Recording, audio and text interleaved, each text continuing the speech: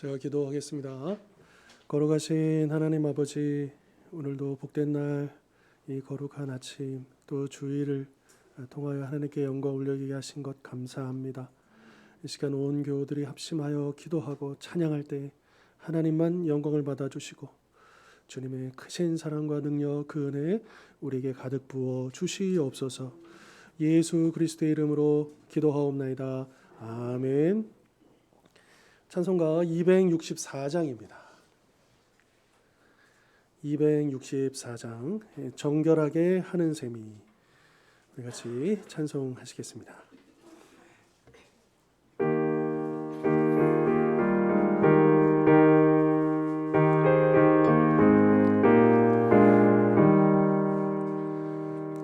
정결하게 하는 셈이 나의 앞에 있도다.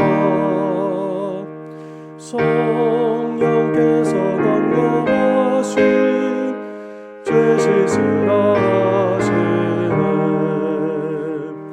찬양하리 찬양하리 죽임 당한 어린 양 주께 영광 돌리어라. 우리 죄를 씻어주셨네. 나의 가는 길을 좁고 내 뜻대로 안 되도 모든 욕심 다 버리고 주만 따라가겠네.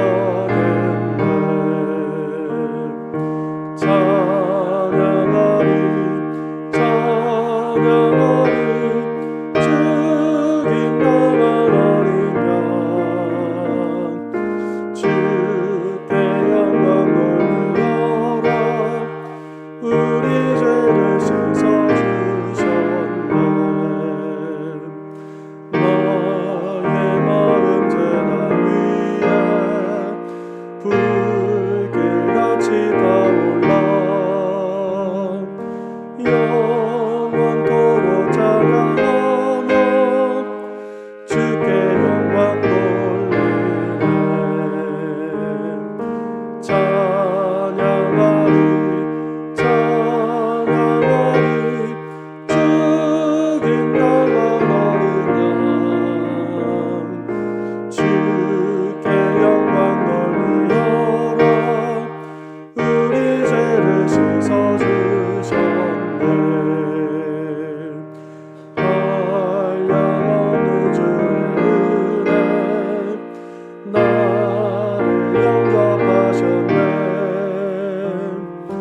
내가 지은 모든 죄와 허물 용서하셨네.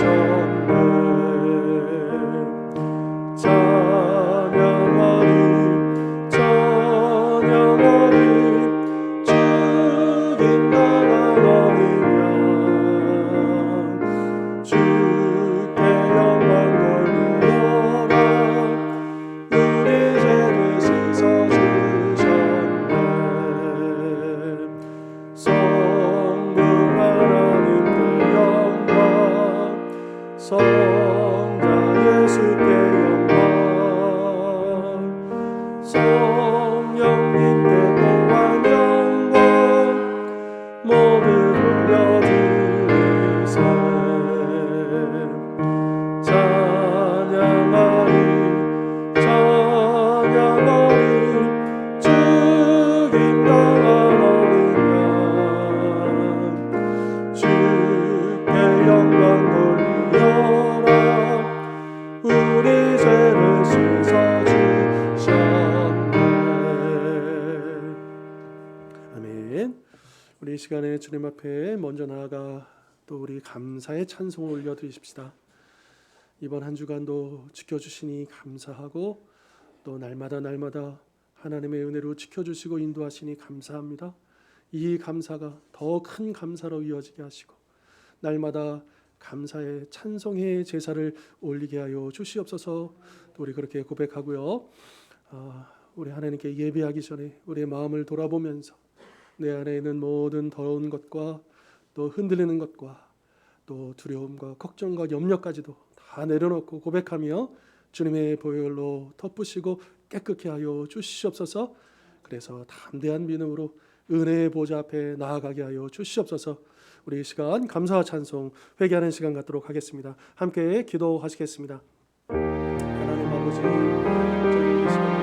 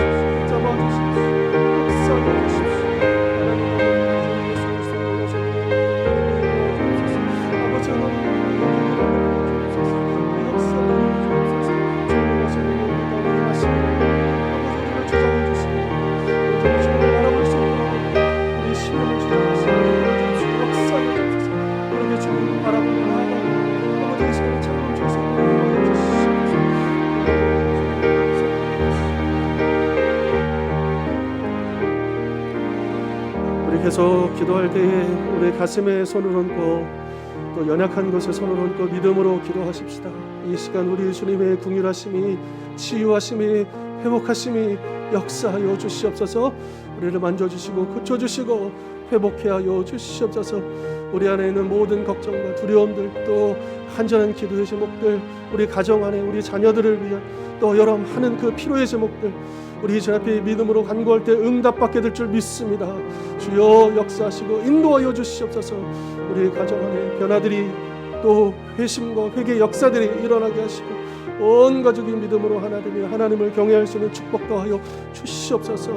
우리 자녀들의 앞길, 우리 손주들의 그 가는 길을 축복하시고 믿음의 축복을 이어받게 하시며 믿음의 가문으로 우뚝 서게 하여 주시옵소서.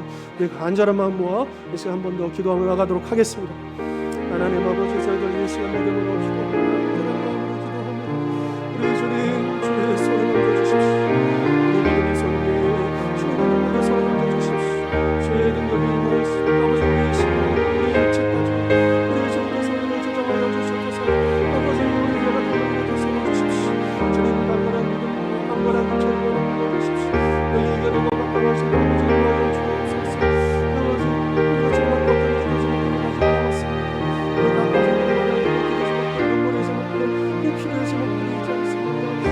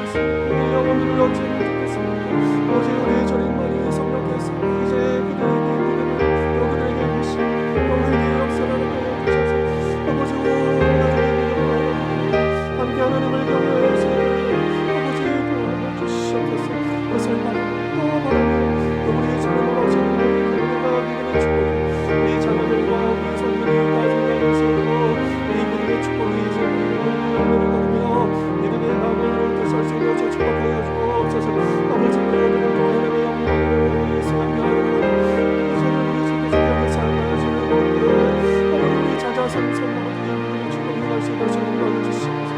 이 시간 우리가 들어가는 주 예수 그리스도로 모시옵소서. 아버지 역사여 주시옵소서.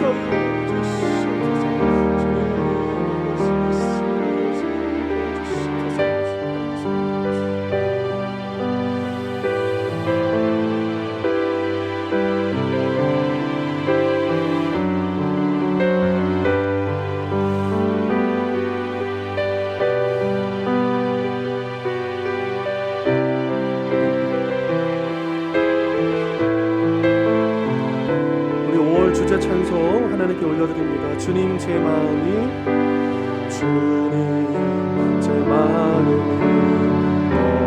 어두워서 주님을 볼 수 없습니다.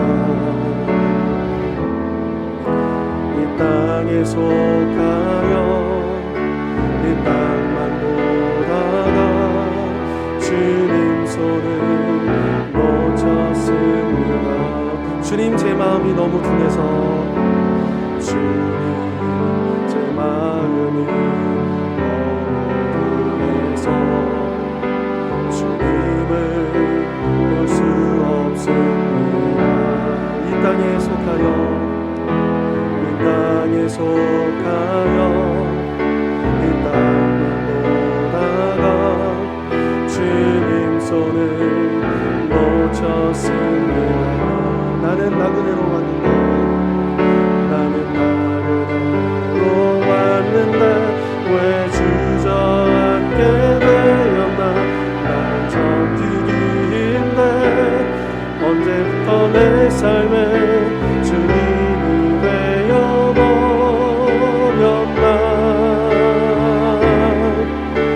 믿음이 없이는 기쁘시게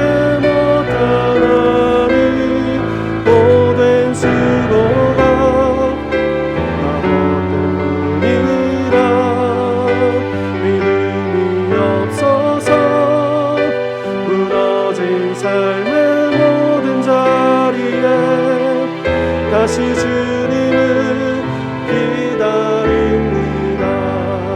주님 제 마음이 주님 제 마음이 어두워서 주님을 볼 수 없습니다. 이 땅에 속하여 이 손을 놓쳤습니다. 나는 나그네로 왔는데 나는 나그네로 왔는데 왜 주저앉게 되었나. 나는 정직이 힘내 언제부터 내 삶에 주님이 되어버렸나. 믿음이 없이는 기쁘시게 못하니 주를 찾는 자 반드시 만나리. 믿음이 없어서 무너진 삶의 모든 자리에 다시 주님을 기다립니다. 믿음이 없이는 기쁘시게 못하나니 주를 찾는 자 반드시 만나리. 믿음이 없어서 무너진 삶의 모든 자리에 다시 주님을 기다립니다. 다시 주님을 기다립니다. 아멘. 이 시간에 또 이 찬양의 고백을 붙잡고 기도할 때에 오직 믿음만이 우리 하나님을 기쁘시게 한다는 걸 알고 있는데 왜 우리의 믿음이 참 이렇게 연약한지 주님 우리를 불쌍히 여겨주십시오. 그러나 이 찬양의 고백처럼 주님을 사모하고 주를 찾는 자는 반드시 우리 주님을 만날 것이고 또 주님 주시는 그 믿음으로 충만하게 될 줄 믿습니다. 주님, 혹시라도 흔들렸거나 무너졌던 내 삶의 자리가 있다면, 나의 삶이 있다면 주님 이 시간 기다리오니, 주님을 바라보니 주여 회복케 하여 주시옵소서. 새롭게 하여 주옵소서. 다시 무릎 꿇게 하여 주시옵소서. 다시 주님을 향하게 해주십시오. 새 믿음으로, 더 큰 믿음으로 주 앞에 나아갈 수 있는 죄들 되게 하여 주시옵소서. 우리 간절한 마음과 이 시간 기도하고요, 우리 주원교를 축복하고 우리 주원교 안에는 놀라운 그 부흥의 역사, 축복의 역사, 또 은혜의 통로로 쓰임받는 하나님의 거룩한 도구가 되어지기를 또한 더불어서 이 시간 합심으로 주 앞에 나아가도록 하겠습니다. 함께 기도하시겠습니다. 하나님 아버지, 저희들 이 시간 우리 주님의 은혜를 따라 기도할 때에 주님 오직 믿음 안에 우리 하나님 하시기를 합니다. 우리는 믿음이 없어 마치 하나님 무엇보다 주님을 위하여 또 그렇게 살아가는 인간을 전하겠습니다. 주여, 우리의 믿음이 어디가 있습니까? 마치 하나님 그 믿음을 잃어버려 우리가 무너져 있지 않은 흔들리고 있지 않은 다른 길로 가고 있지 않은 길로 돌아가기를 원합니다. 주님, 우리를 불러주십시오. 우리를 다시 주님을 바라볼 수 있도록, 주님 앞에 다시 무릎 수 있도록, 주님 앞에 다시 엎드릴 수 있도록, 오직 우리 주님만을 향할 수 있도록, 그 주님 구원하여 주신 손을 붙잡을 수 있도록 아버지 나에게 용기를 허락하여 주십시오. 주님, 우리여 성령님의 믿음 더하여 주십시오. 큰 믿음 더하여 주십시오. 그렇게 주님을 향하여 달려가게 해주십시오.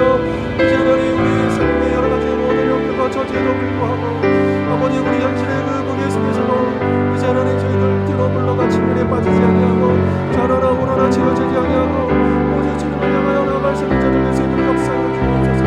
아버지 하나님, 우리를 새롭게 우리를 이끌어 주신 것을 믿고 바라보고 또 기다립니다. 주님, 우리 주님을 기다릴 수 있는 믿음과 허락하여 주십시오. 주님, 당장의 그 일들이 이루어지지 않을지라도, 당장의 고침받지 못할지라도, 당장의 응답받지 못할지라도 이제 우리 주님을 기다릴 수 있는 믿음과 허락하여 주십시오. 그래서 그 믿음을 제시하게 하고 우리 주님의 응답의 그날까지, 복의 그날까지, 아버지의 기대의 그날까지 저들 끝까지 기다릴 수 있는 그 믿음을 우리에게 허락하여 주시옵소서. 그래서 믿음으로 하나님을 기쁘시게 하고 믿음으로 승리하며 믿음으로 나아가는 우리의 주원교회 온 성도들, 우리 가족들이 될 수 있도록 역사하여 주옵소서. 우리 주원교회를 들어 사용하여 주십시오. 우리 주원교회를 통하여 승리의 역사를 이루어 주십시오. 우리 교회를 통하여 하나님의 은혜가 흘러가고 그리스도의 복음이 흘러가고 우리 주님, 우리를 거룩한 손방울로 사용하여 주셔서 이 땅에, 이 지역에, 이 민족에, 저 세계 열방에 이르기까지 하나님의 영광을 들어 사용하여 주십시오.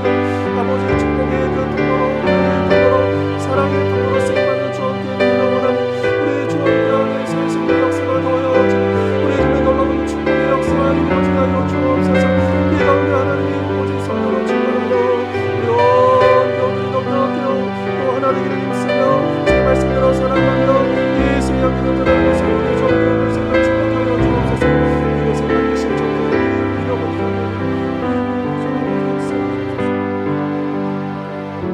이 마지막으로 한 번 더 기도할 때에 이 나라, 이 민족, 또 우리 한국교회를 위해서 또 전 세계 고통받는, 탄식하는, 아파하는, 쓰러져가는 그 불쌍한 생명들, 또 헤매고 있는, 영원한 죽음을 향해 달려가고 있는 그 불쌍한 영혼들을 구원하여 주시옵소서. 주님, 우리가 어떤 푯대를 바라보고 나아가고 있습니까? 주여, 깨어있게 하시고 주님 다시 오실 그 때를 놓치지 않게 하시고 주님 앞에 서는 그날을 날마다 상상하며 주께서 주실 그 승리의 면류관, 의의 면류관을 사모하며 오늘을 살아내고 오늘의 그 고난을 감당하고 또 오늘 주어진 사명을 감당할 수 있는 믿음 더하여 주시옵소서. 이 시간 합심으로 한 번 더 기도하며 나가도록 하겠습니다. 함께 기도하시겠습니다. 하나님, 저희들 이 시간 우리 주님, 이 나라와 이 민족과 또 우리 영혼의 땅을 통해서 모든 사람을 구원하고 기도합니다. 이 나라를 바로 세워주시고 올바른 길로 나가게 해주십시오.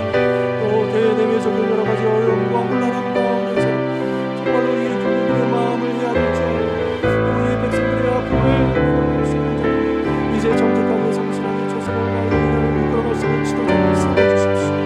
아버지의 세움받은 자,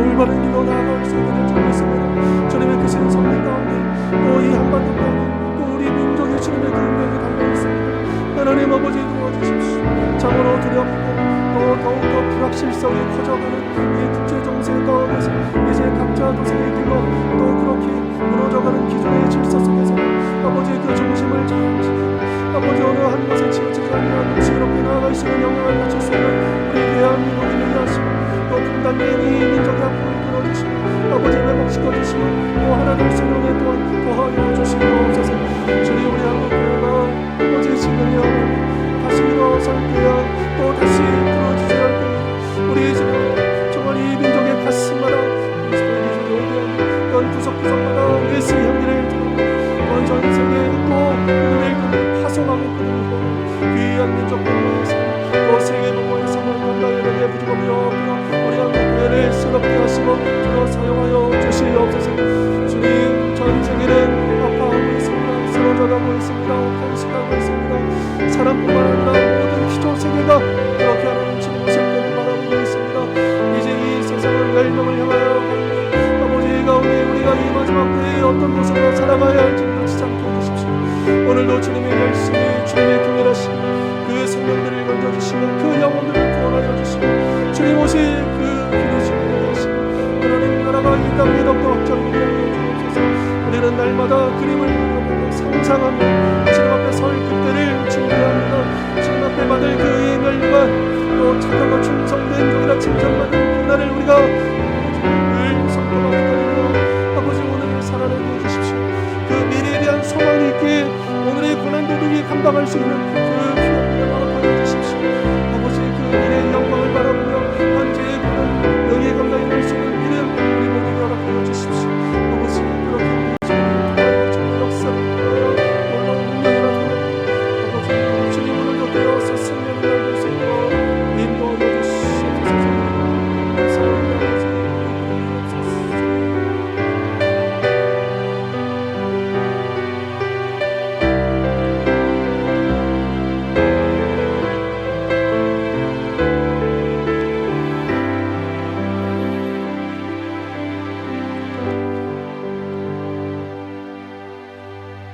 이 모든 말씀 예수 그리스도 이름으로 기도하옵나이다.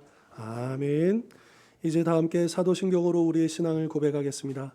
나는 전능하신 아버지 하나님 천지의 창조주를 믿습니다.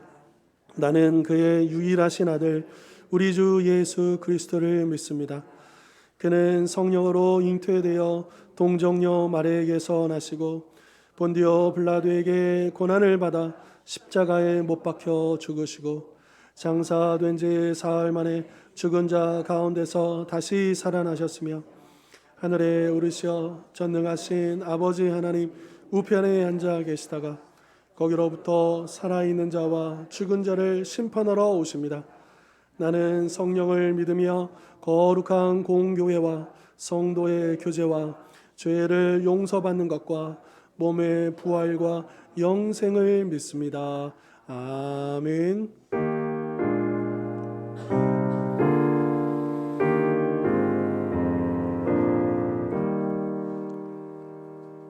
성시교독 교동문 13번 시편 23편의 말씀입니다.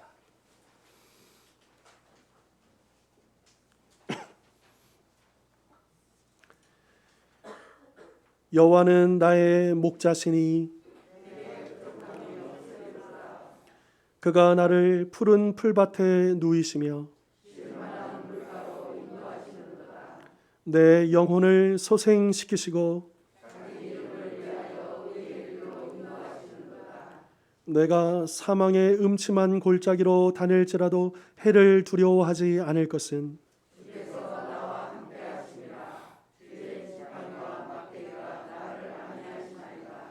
주께서 내 원수의 목전에서 내게 상을 차려주시고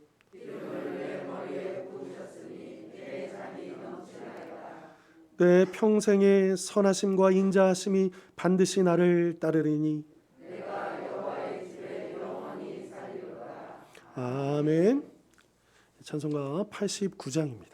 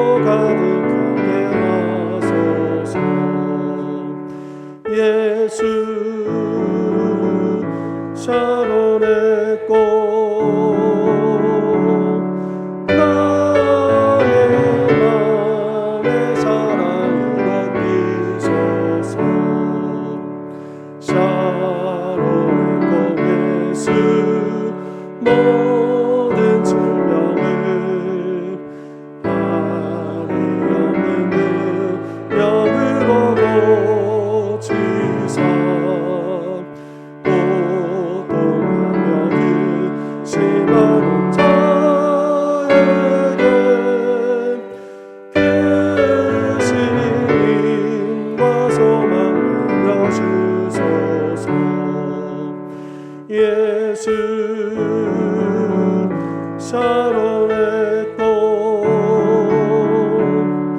나의 맘에 사랑으로 비소서 샤론의 꽃 예수 길이 비소서 주의 영광이 땅 위에 가득해 전능하신 주님 앞에 엎드려 경배하며 영광 돌릴 때까지 예수 샤론의 꽃 나의 맘에 사랑으로 비소서. 아멘. 이 시간에는 우리를 대표해서 손종아 안수집사님 나오셔서 기도해 주시겠습니다.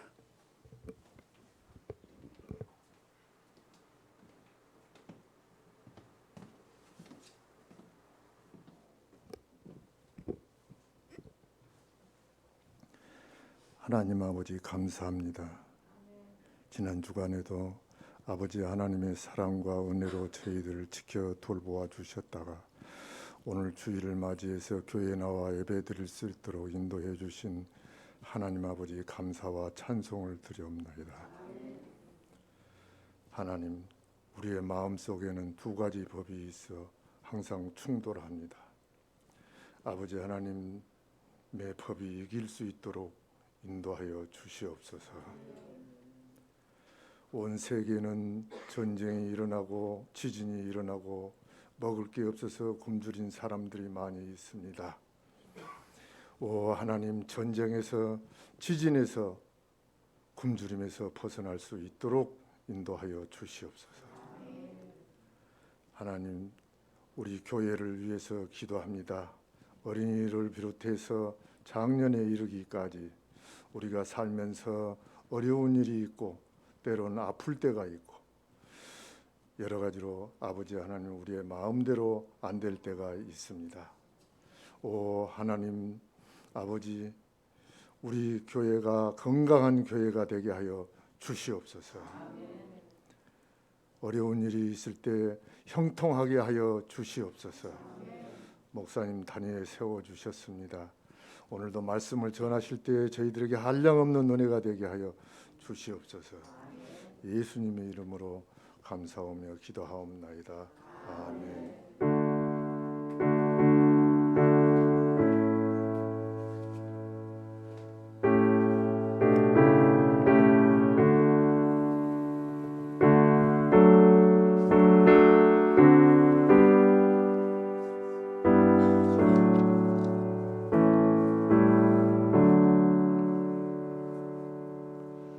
우리 옆에 있는 지체들과 인사 나누겠습니다. 주님의 이름으로 축복합니다. 네, 환영합니다. 예, 감사합니다.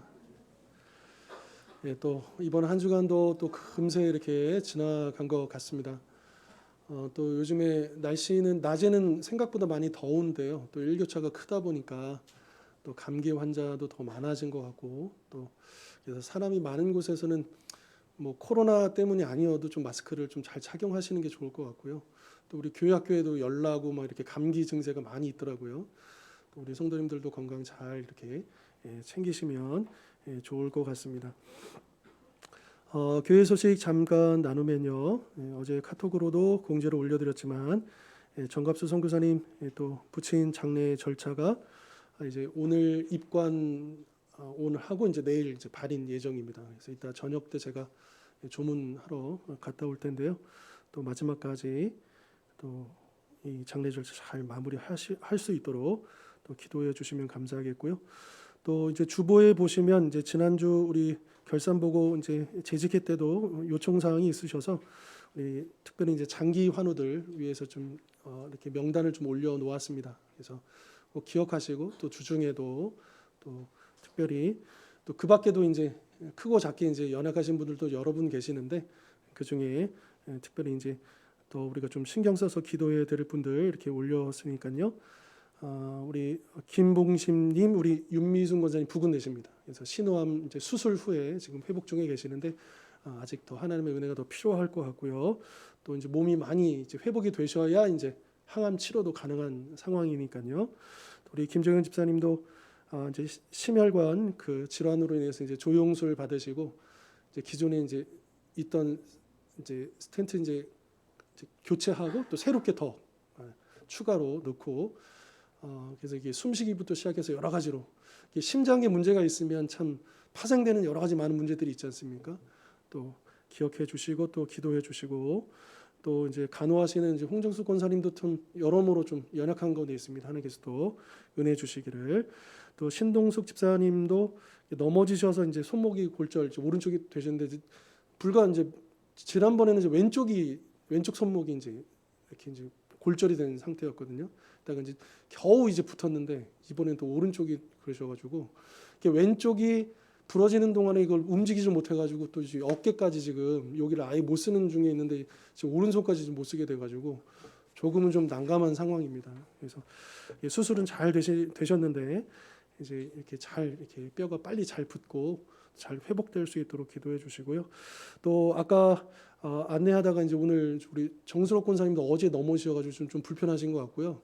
이제 정수록 권사님이 이제 그 뇌졸중 증세가 지금 계속 남아 계시잖아요. 근데 그 여파이신 것 같습니다. 그래서 또 이제 혹시라도 다른 데 더 다치지 아니하시도록 또 이제 그 근본적인 그 뇌졸중의 그 증세들이 하나님께서 긍휼을 베풀어 주셔서 또 완전히 치유되고 또 회복될 수 있도록 더불어서 또 그렇게 기도해 주시면 참 요즘 더 이제 아프신 분들이 많아지다 보니까 저도 왠지 마음이 참 무겁고 또 그렇지만 그러나 생각해 보면 우리의 연약함이 사도 바울의 고백이 있지 않습니까?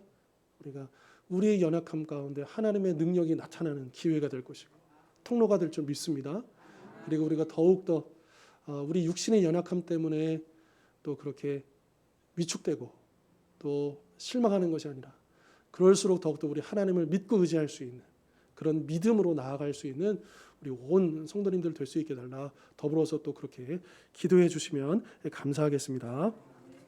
자, 이제 오늘 주시는 하나님의 말씀 하박국 2장 15절로 17절까지 말씀입니다.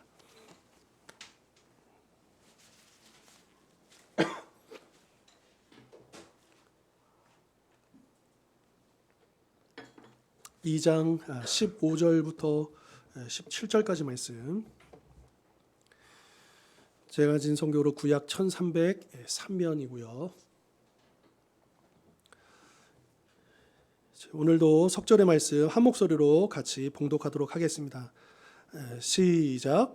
이웃에게 술을 마시게 하되 자기의 분노를 더하여 그에게 취하게 하고 그 하체를 드러내려 하는 자에게 화 있을 진저 내게 영광이 아니요 수치가 가득한즉 너도 마시고 너의 할례받지 아니한 것을 드러내라. 여호와의 오른손의 잔이 내게로 돌아올 것이라. 더러운 욕이 내 영광을 가리리라. 이는 내가 레바논의 강포를 행한 것과 짐승을 죽인 것 곧 사람의 피를 흘리며 땅과 성읍과 그 안의 모든 주민에게 강포를 행한 것이 내게로 돌아오리라. 아멘. 자, 우리가 지난 시간에 바벨론의 세 번째 죄악을 우리가 살펴봤습니다. 그 죄악의 내용이 뭐였냐면 이 바벨론이 이제 수많은 나라들을 정복했고요. 그래서 그곳의 백성들을 강제로 동원해다가 그들의 피와 땀을 착취해서 자기의 화려한 성을, 자기의 화려한 도시를 세워간 것이죠.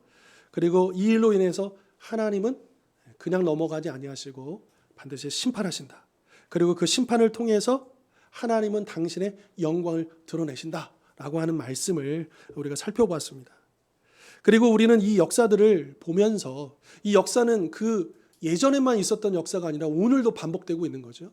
그래서 이 하나님의 역사를 보면서 우리 하나님은 온 세상을 자기의 뜻대로, 이게 하나님 뜻대로 안 움직여지면 큰일 나는 거죠.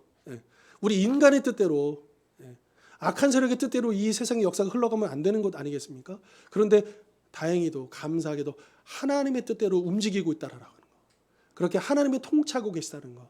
그래서 그것을 강조하는 표현이 뭐였냐면 만군의 여호와라는 그 이름이었죠. 그래서 우리는 만군의 여호와 하나님을 모시고 살아가는 자로서 때로는 내가 원하는 바, 우리가 기대하는 바와 다를 수 있을진 모르지만 확실한 것은 하나님의 뜻대로 지금 흘러가고 있다라고 하는 것을 우리가 놓치지 말아야 될 것입니다.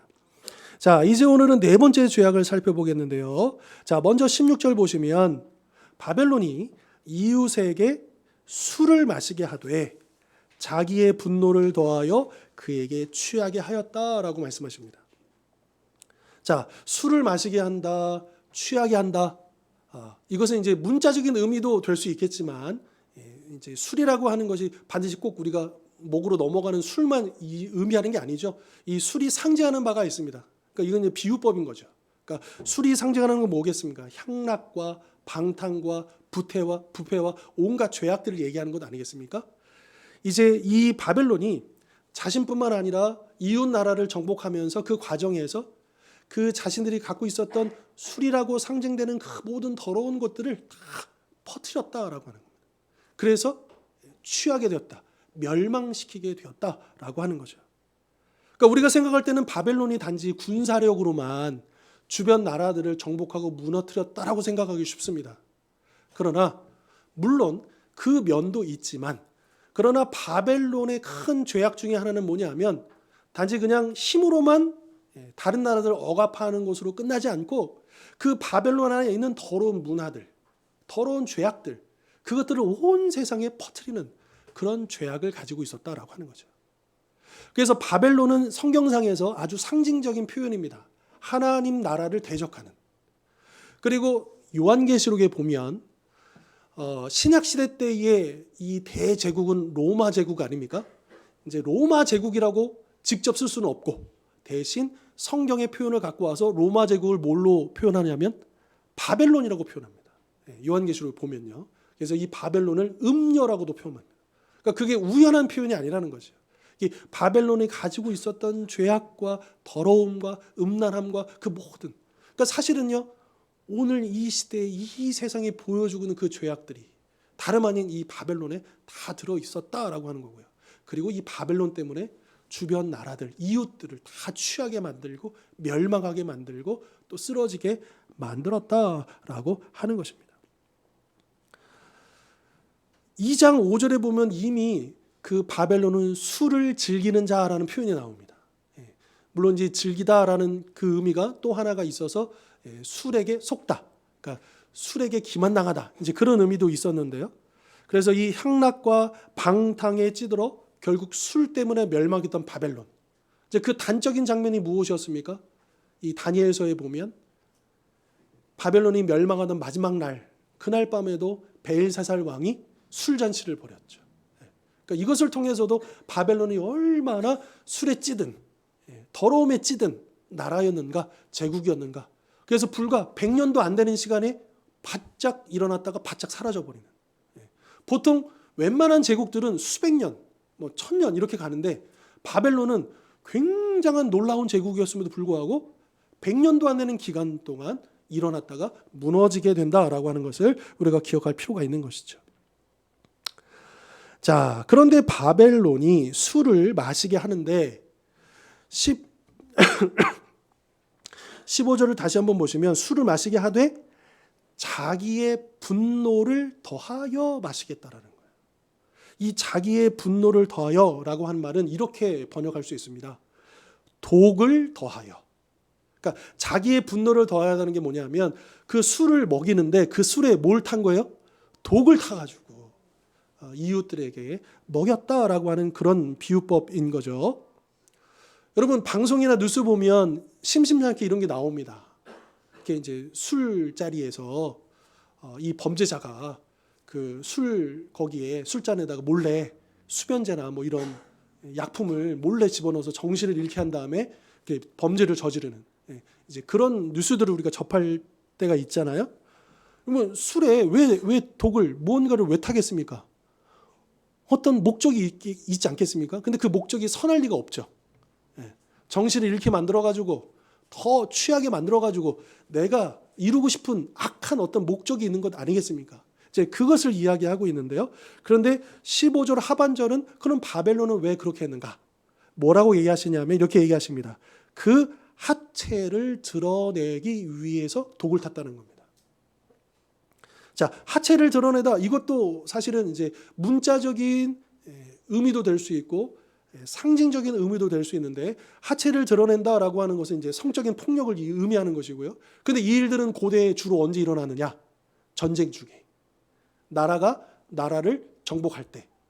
그리고 이제 이스라엘도 남유다도 멸망해가지고 끌려갈 때 어떻게 묘사하냐면 그 하체를 드러내고 끌려갔다, 이런 식의 표현이 나옵니다.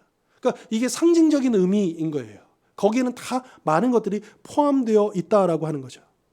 자, 그런데 이 표현이요, 여러분, 노아가 이제 노아 홍수가 끝난 다음에 이제 포도 농사를 지은 다음에 이제 이 노아도 인간인지라 실수한 거죠. 이 포도주에 취해가지고 알몸으로 누워 있었잖아요. 그때 이제 둘째 아들 함이 그 아버지의 허물을 덮어주지 않고 이렇게 형제들에게 알리고 이렇게 조롱하는 바람에 저주를 받지 않습니까? 바로 그때에 바로 이 수치를 당했다는 표현이 이제 하체를 드러내는 이런 식으로 표현이 되어집니다. 그러니까 하체가 드러났다라고 하는 것은 수치가 드러났다라고 하는 그런 의미고요. 또 아까도 말씀드렸던 것처럼 한 나라가 한 나라의 주권을 빼앗고 그렇게 끌려갈 때, 그러니까 국가적인 수치인 거죠. 여러분, 우리나라도 그런 적이 있지 않습니까? 그래서 일제에 의해서 우리나라의 주권을 빼앗겨 버리는 경술국치라고 하는 그런 날이 있잖아요. 그래서 그런 식의 표현을 이렇게 하고 있다라고 하는 겁니다. 자, 이 남유다의 히스기야라는 왕, 우리가 너무나도 잘 알죠. 근데 이 히스기야가 병에 걸리지 않습니까? 이 중병에 걸려서 하나님 앞에 기도할 때 이제 15년 생명을 연장받는데, 그런데 이제 이 전후로 해가지고 또 하나 사건이 기록되어 있어요. 그 열왕기에 보면 이 히스기야가 병에 걸렸을 때 누가 사절단을 보내냐면 바벨론 왕이 사신을 보냅니다. 편지와 약을 보내요. 그러니까 병에 걸렸다는 이야기를 듣고 히스기야에게 사절단을 보내가지고 그를 위로하는 척하는 거죠. 그런데 이때 어떤 일이 있었냐면 히스기야는 어때요? 참 고마웠겠죠. 그래가지고 그 마음에 그 사신단에게 다 보여줍니다. 그 궁궐 안에 있는 보물 창고와 무기 창고와 모든 걸 다 보여줘요. 그리고 이 일로 인해서 이사야 선지자가 뭐라고 예언하냐면, 그러니까 왕이시여, 그 사신단에게 무엇을 보여주었습니까? 그랬을 때 히스기야가 내가 하나도 남김없이 다 보여줬다 그랬잖아요. 결국엔 그것이 어떻게 이루어지느냐? 나중에 바벨론에서 하나도 남김이 없이 다 빼앗기는. 그러니까 무슨 말이냐? 바벨론의 왕이 왜 사절단을 보내었느냐? 정말 히스기야를 위로하기 위해서 보낸 게 아니라는 거죠. 그것을 정탐하러 그곳에 안에.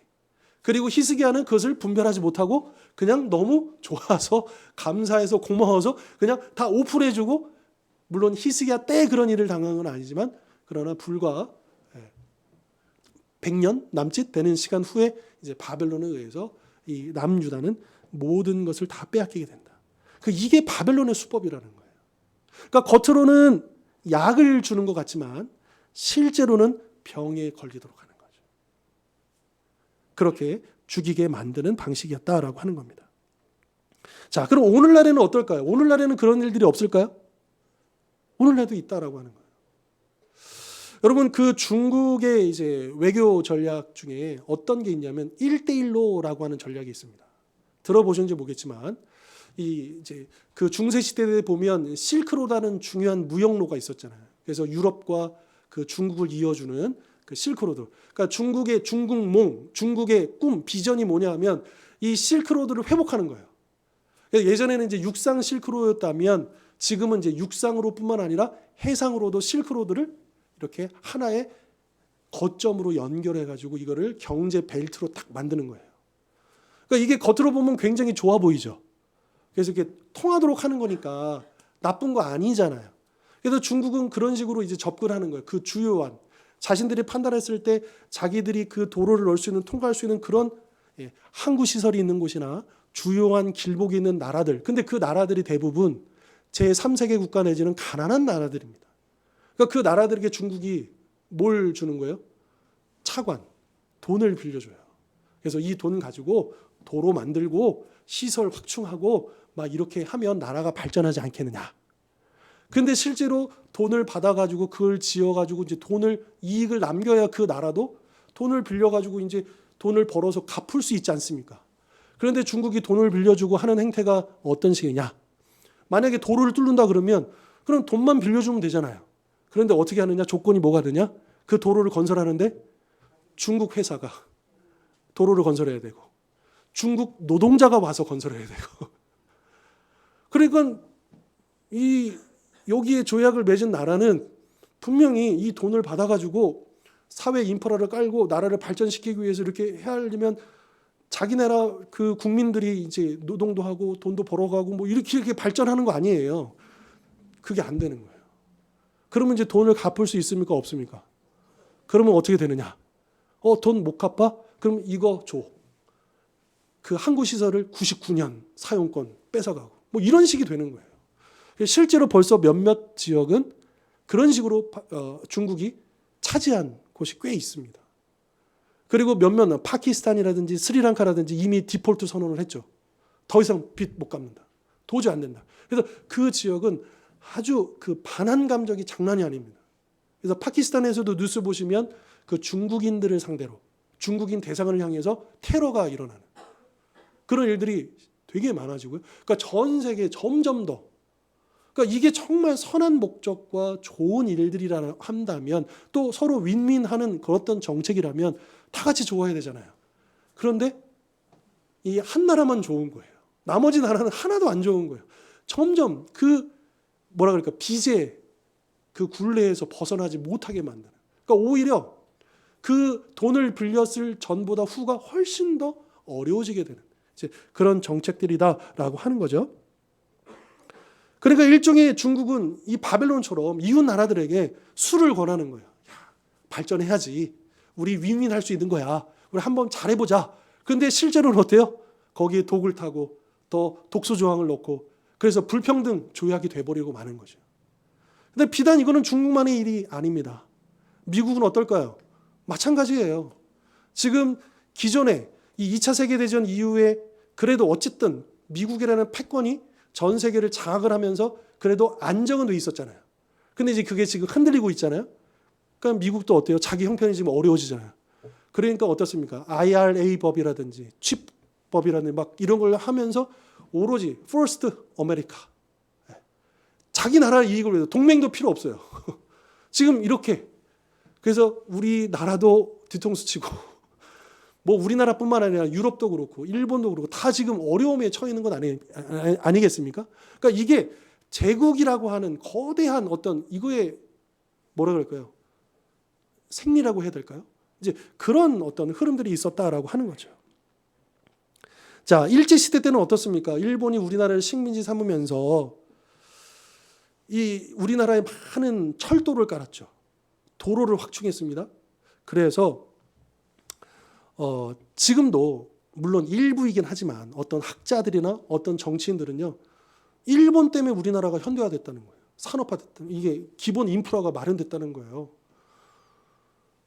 근데 일본이 왜 도로를 깔고 철도를 깔았습니까? 우리나라 발전시키려고요? 그죠. 그러니까 우리나라를 더 효율적으로 통치하고 특별히 곡식이나 자원들을 더 잘 자기 나라로 가져가기 위해서 그걸 깐 거 아니에요. 그렇지 않습니까? 네. 더군다나 말이 안 되는 게 6.25 전쟁 때 그거 다 무너졌거든요. 그러니까 일본 때문에 우리나라가 그렇게 발전했다고 하는 것은 논리적으로 맞지도 않고요. 그러니까 그런 거예요. 그러니까 늘 이 세계 역사를 보면 힘이 없는 나라는 힘 있는 나라에 의해서 이용당하고 그럴 수밖에 없는 참 슬픈 어떤 그런 역사를 우리는 반복해서 보고 있다라고 하는 거죠. 그러니까 이 바벨론 시대 때도 마찬가지라고 하는 것입니다. 바벨론도 여지없이 주변 나라들을 바벨론도 그렇게 수를 권하면서 우리 안으로 들어와 내가 지켜줄게. 여러분 로마도 그런 표현을 씁니다. 팍스 로마나 그러니까 로마의 평화라고 해서 그러니까 로마가 정복한 그 전 세계는 로마가 지켜주는. 그러니까 이것이 이제 현대에 와서는 이제 팍스 아메리카나가 됐죠. 미국 보호 아래에서 이렇게 전 세계가 모든 바다를 마음대로 오고 가고 무역하고 경제 활동하고 이렇게 있었잖아요. 근데 거기에는 다 뭐냐면 힘이 있어요. 군사력. 그러니까 폭력에 의한, 힘에 의한 평화지 진정한 그런 평화가 아니거든요. 그러니까 이건 언제든지 깨질 수 있는 거예요. 로마의 평화도 1000년 못 갔죠. 미국의 평화도 마찬가지입니다. 오늘날 더 이상 평화가 안 돼요. 이제는 그게 다 무너지기 시작했고 흔들리기 시작했고 더 이상 우리를 지켜주는 게 아닙니다.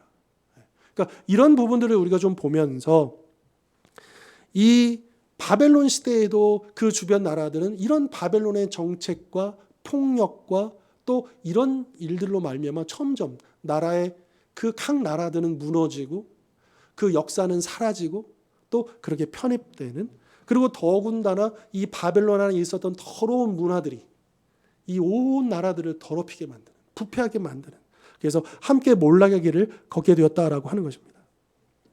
자, 한편 17절을 보시면 그런 바벨론이 여러 가지 죄를 지었을 텐데 그 중에 또 하나 구체적인 죄를 하나 소개하고 있는데요. 그것은 뭐냐? 레바논의 강포를 행한 것과 짐승을 죽인 것입니다. 물론 이것은 이제 문자적으로만 해석할 필요는 없습니다. 여기서 말하는 레바논은 정말 그 지금도 있는 그 레바논입니다. 시돈 지역에 있는 이제 이스라엘 북부 지역에 있는 거죠. 그러니까 그 레바논을 그냥 레바논으로만 해석할 필요는 없고 이제 바벨론에 의해서 점령을 당한 모든 나라라고 볼 수도 있고요. 근데 이걸 문자적으로 보더라도요, 이게 맞는 게 이 레바논 하면 유명한 게 있습니다. 레바논 하는데 레바논의 나무가 유명해요. 백향목이라고. 그래서 그 다윗도 그렇고 솔로몬도 그렇고 궁전 짓고 성전 지을 때 그 두로의 왕에게 이 레바논에 있는 백향목을 보내달라고 하잖아요. 그래서 다 짓잖아요. 그러니까 여기는 이 레바논 지역이 지금하고는 다르죠. 지형이요. 이 환경이 다르기 때문에 이 당시에는 여기가 어마어마한 숲이에요. 그래서 그 산림으로 이루어지는 곳이고 백향목 산지인데 그 역사 기록을 보면 느부갓네살이 이 지역을 점령하면서 이거를 완전히 싹쓸이해갔다는 거예요. 자기 궁전을 짓기 위해서 아주 단단하고 이 목재로서 굉장히 가치가 있는 이것을 이 레바논 산지에 있는 이것을 다 그냥 벌목해다가 가져갔다라는 거죠. 그러면 그 산지가 살림이 어떻게 되겠습니까? 다 폐허가 되겠죠. 그러면 그 나무를 자르는 과정에서 거기에 기생하고 살고 있는 수많은 동식물들로 다 죽임을 당하거나 없어졌겠죠. 그리고 그게 허허벌판이 됐을 때 거기서 어떻게 살겠습니까? 그래서 그렇게 표현하는 거예요. 레바논의 강포를 행한 것과 짐승을 죽인 것. 그러니까 바벨론이 실제로 그렇게 했다라고 하는 거예요. 그런데 이것도 모자라가지고 이 살림을 훼손하고 짐승들만 죽인 게 아니라 17절 하반절에 보면 그곳의 땅과 성읍과 그 안에 모든 주민들까지 죽였다라고 해요. 그러니까 이 바벨론이 한번 지나가면 거기가 그렇게 되었다라고 하는 거죠. 여러분 장수말벌 많이 들어보셨잖아요. 장수말벌. 근데 이게 그 다큐멘터리나 이런 거 보면 이 양봉업자들이 제일 어려운 것 중에 하나 뭐냐면 이 말벌이 한두 마리 나타나면 그 벌통 하나가 초토화된대요. 수천 마리가. 그러니까 말벌이 막 수백 마리가 몰려와서가 아니고 그냥 몇 마리만 날라와도 그 영상을 이렇게 보면 이 게임이 안 돼요. 그냥 그 장수말벌이 한번 왔다가 지나가 보면 그 안에 그냥 그 꿀벌들 시체가 그냥 쫙 있고 그 벌통은 그냥 초토화됩니다. 싹 없어져요. 그러니까 그런 식의, 그러니까 바벨론이 그런 식의 주변 나라들을 점령하고 황폐화시키고, 그러니까 이 바벨론은요 사람도 환경도 다 파괴시켜버리는, 하나님의 창조 질서를 무시하고 대적하는, 그러니까 이 생명을 살상하는데 끝나는 게 아니라 하나님의 창조의 역사를 거스르고 파괴시키는 그런 악행을 저질렀다라고 하는 것이죠. 자, 그러면 이렇게 이웃 나라들에게 술을 마시게 하고 취하게 만들고 수치를 당하게 하고 자연과 땅과 도시와 생명들까지 황폐화시킨 바벨론에게 하나님은 어떤 심판을 내리실 것인가? 16절은 이렇게 말씀하십니다. 우리 16절 말씀 한번 같이 읽겠습니다. 시작.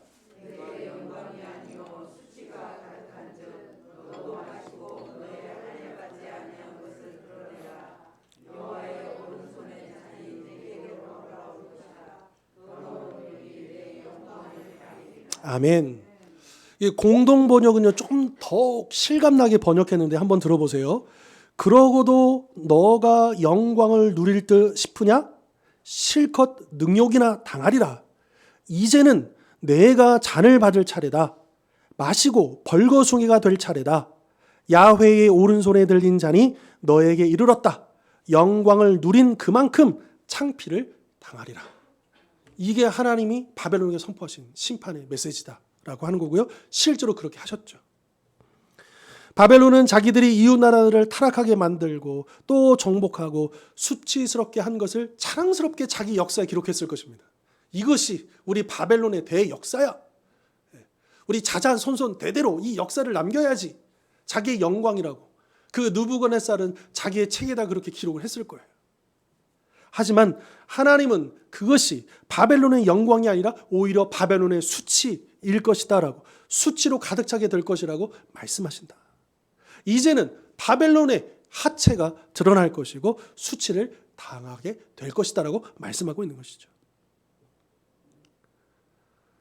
예나 지금이나 전 세계를 호령하고 그렇게 정복하고 그렇게 이웃 나라들을 힘들게 하고 아프게 하고 어렵게 하고 그 모든 그 나라들은 하나님의 심판을 받게 될 것입니다. 지금도 전 세계 패권을 다투고 있는 그 나라들이 하나님의 그 심판에서 벗어날 수 없을 것입니다. 그것이 어떤 모양일지 어떻게 임할지는 우리는 알 수 없지만 확실한 것은 성경이 우리에게 강조하고 있는 것은 그걸 보고 걱정하지 말라는 거예요. 두려워하지 말라는 거예요. 실족하지 말라는 거예요. 하나님이 보고 계시다는 거예요. 그리고 하나님이 그 나라들을 심판하실 것이다. 그 나라들은 꿈꾸고 있죠. 자신들의 그 패권을 전 세계로 확장시키고 우리가 이만큼 힘이 있어 전 세계에 우리가 G1이고 G2고 우리의 말이 곧 전 세계에 통하고 어디서 까불어 뭐 이런 식의 태도를 보이지만 그러나 그 교만한 그들을 하나님은 심판하실 것입니다.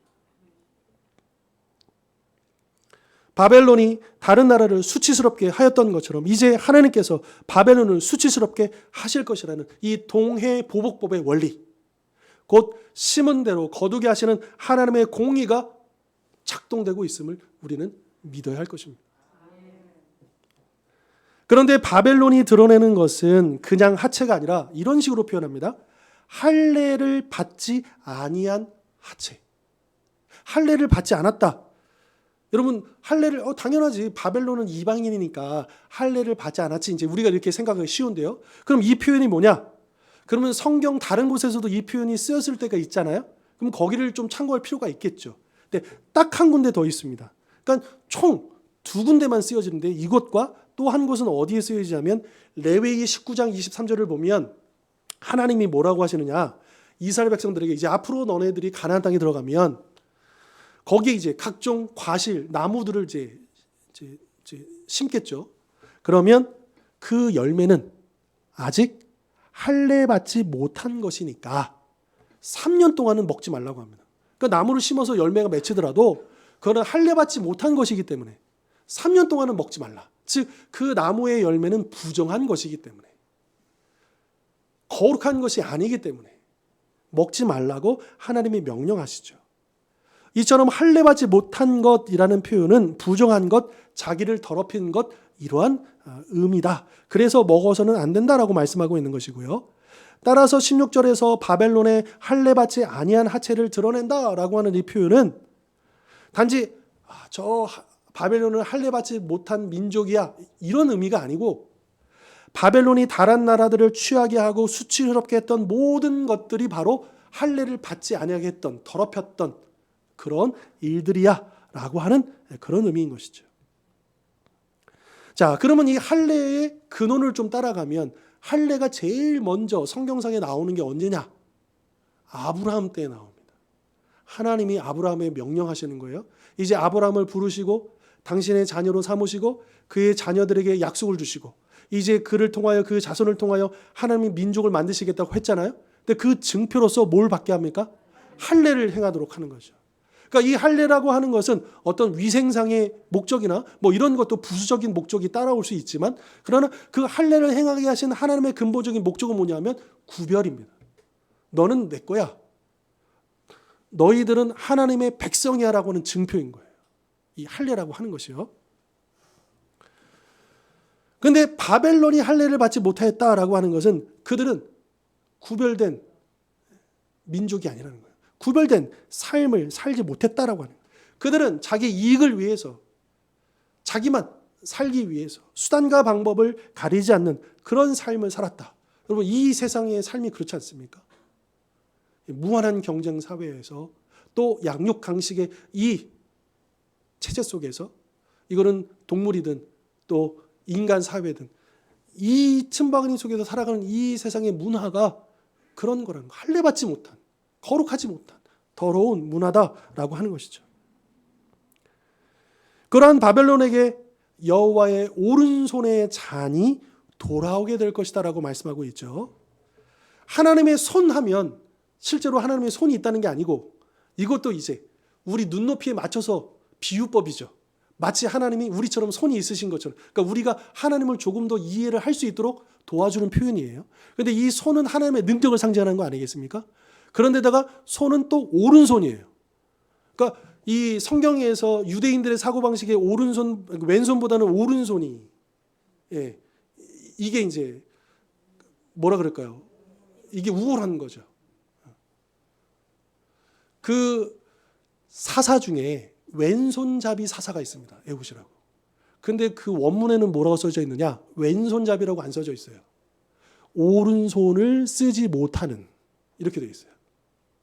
그러니까 왼손잡이라고 말은 그는 무언가 오른손에 장애가 있었다는 뜻이에요. 그러니까 그 사람은 그 시대의 기준으로 보면 사사, 리더가 될 수 없는 사람이죠. 그런 사람을 하나님이 쓰셨다라는 거거든요. 자, 다시 돌아와서 하나님의 손은 능력을 상징하고 또 오른손은 특별히 하나님의 주권을 상징합니다. 그래서 야곱이 그 요셉의 두 아들을 딱 놓고 장자하고 차자를 놓고 딱 축복할 때 원래대로 하면 오른손에다가 장자에 딱 이렇게 해야 되잖아요.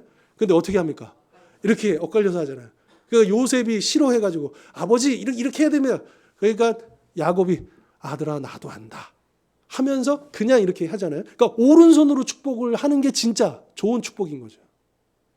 그러니까 이것도 이제 하나님의 섭리대로 그 차자에게 에브라임에게 축복을 하지 않습니까? 그런데 하나님의 오른손은 축복만 하는 게 아니라는 거예요. 축복만 내리시는 게 아니고 뭐도 내리시느냐? 그 오른손으로는 저주도 심판도 내리신다. 그러니까 여기에 하나님의 오른손의 잔이 들려져서 바벨론에게 돌아온다라고 하는 것은 그 하나님의 강한 심판이 철저하게 이 바벨론에게 임하게 될 것이다 라고 하는 하나님의 약속인 거예요.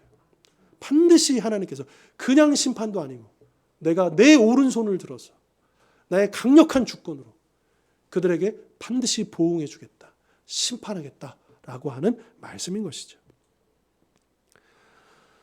바벨론은 막강한 군사력과 엄청난 영토를 차지한 대제국이었고 고대 문명의 이 메소포타미아 문명 지역의 발상지로 여길 만큼 이 세상의 관점에서는 굉장히 영광스럽고 찬란한 나라였습니다.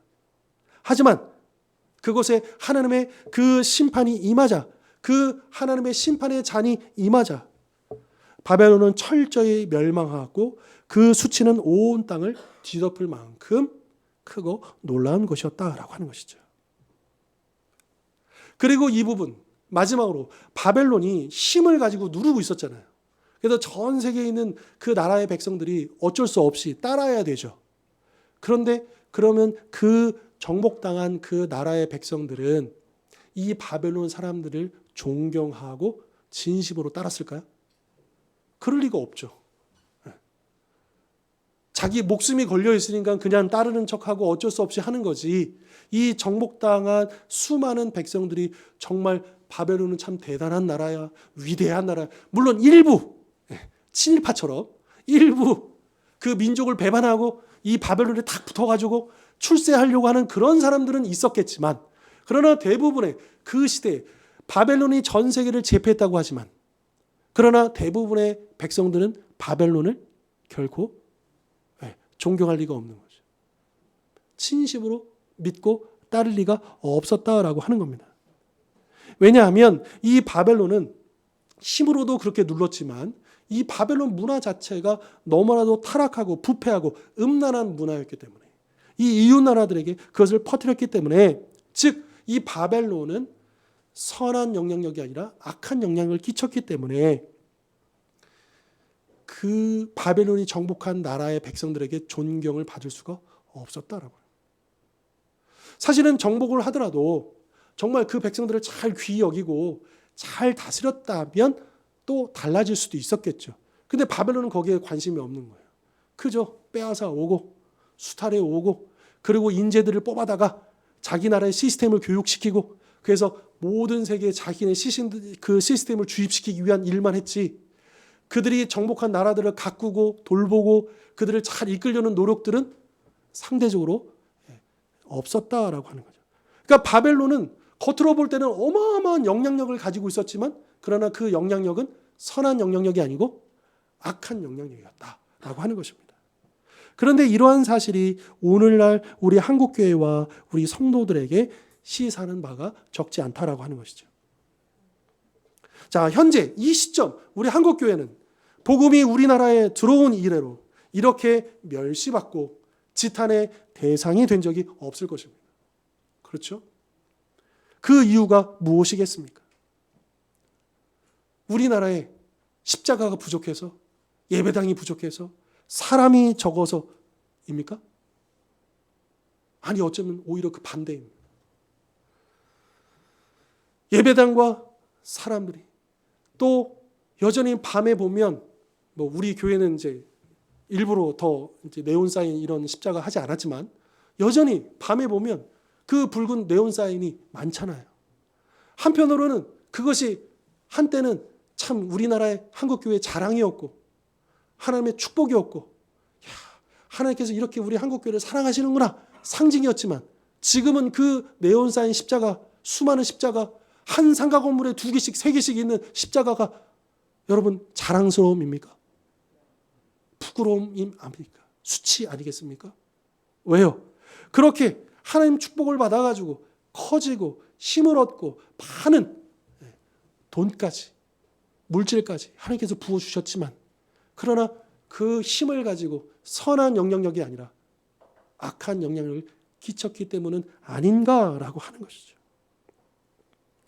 넘쳐나는 그 예배당만큼, 넘쳐나는 그 사람들만큼, 성도들만큼 이웃과 세상을 향한 그 선한 영향력들을 정말 우리 한국교회가 얼마나 온전히 펼치고 있는가, 우리는 생각하지 않을 수 없다라고 하는 것이죠. 오늘 표현으로 말한다면 바벨론이 그랬던 것처럼 안타깝게도 우리 한국교회는 할례받지 못한 그 하체가 드러나 버렸다라고 하는 것입니다. 하나님의 거룩한 백성으로서 구별된 삶을 살지 못했다라고 하는 것이죠. 이것이 솔직한 우리의 반성이어야 하고 고백이어야 할 것입니다. 물론 여전히 우리 한국교회가 이 세상이 하지 못하는 일들을 하고 있습니다. 여전히 이 땅의 소망이고, 또 여전히 구석구석마다 어려운 자들을 돌보고 또 귀한 일들을 하고 있는 것은 사실입니다. 그것도 우리가 부인할 수 없습니다. 그러나 그것만으로 이 세상에 더 이상 감동을 줄 수 없고, 이 세상에 오히려 하나님의 영광을 가리는 우리 한국교회, 우리 스스로의 모습들. 여러분, 전도하기가 왜 어려워졌습니까? 이 세상이 악해서입니까?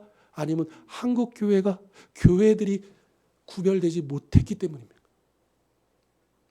그러니까 이 시대에 이 복음이 참 전하기가 어려워진 그 이유를 찾자면 근본 원인은 우리에게서 찾아야 될 것입니다.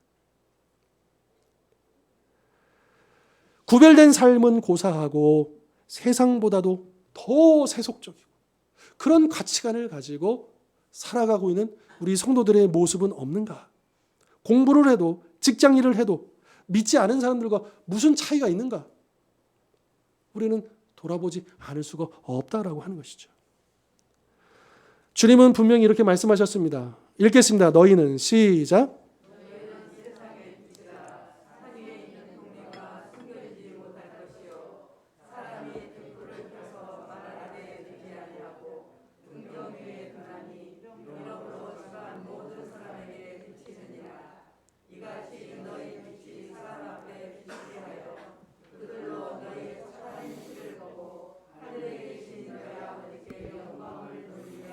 아멘. 그럼 이게 예수님의 명령이에요. 빛이 되라는 것이죠. 화려한 간판과 수많은 네온 사인의 그런 빛 말고요. 진정한 생명을 살리는 빛, 이 어둠을 밝힐 수 있는 진리의 빛, 이 세상 사람보다도 더 탁월한 도덕적인 삶, 앞서가는 삶, 섬기는 삶, 봉사의 삶, 이런 빛을 비춰내기 위해서 말 아래 두지 아니하고 등경 위에 둔다라고 말씀하시잖아요. 왜 하나님께서 우리 한국교회를 이렇게 축복하셨는가, 이렇게 빛이 나게 하셨는가? 우리의 영광을 위해서가 아니고 하나님의 영광을 드러내라고 그렇게 축복해 주신 것 아니겠습니까? 이거는 우리 교회뿐만 아니라 우리 개인도, 우리 가정도 마찬가지 아니겠습니까? 하나님께서 우리를 세우신 그 자리에, 그 가정에, 그 일터에 우리를 부르시고 세우신 이유가 무엇이겠습니까? 빛이 되라고. 우리의 착한 행실을 통해서 하나님의 영광을 보이라고. 그러니까 우리는 하나님께 받은 축복과 은혜에는 관심이 많지만, 그러나 그것을 주시면서 우리에게 부탁하신 사명에는 너무나도 등한시하고 있지 않은가?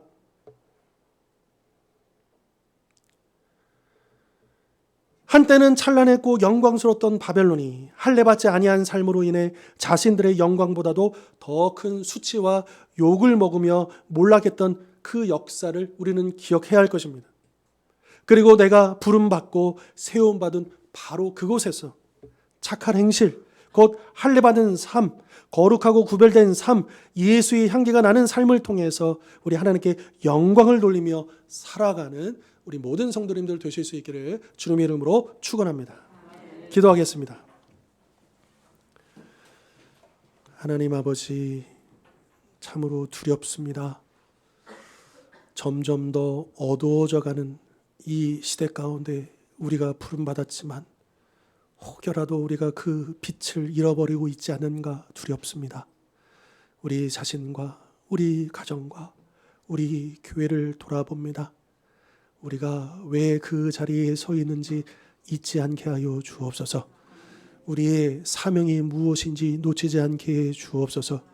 우리가 이 땅에 있는 동안 우리가 앞서도 찬양하여 고백하였던 것처럼 우리는 나그네로 왔다가 청지기처럼 살다가 주님 앞에 서야 할 것인데, 우리가 하늘을 보지 못하고 우리의 참된 그 존재의 그 소망을 잃어버린 채 이 땅만 보고 이 땅만 붙들고 있다가 넘어져 버려 있지 않은지 돌아보게 하여 주십시오. 이제 우리 스스로 다시 일어설 수 없음을 고백하며 주님을 의지하여 일어서기를 원합니다. 회복하기를 원합니다. 그 빛을 비추기를 원합니다. 우리를 사용하여 주시옵소서. 예수 그리스도의 이름으로 기도하옵나이다. 아멘. 우리 다 같이 일어나셔서 찬송하며 봉헌하도록 하겠습니다.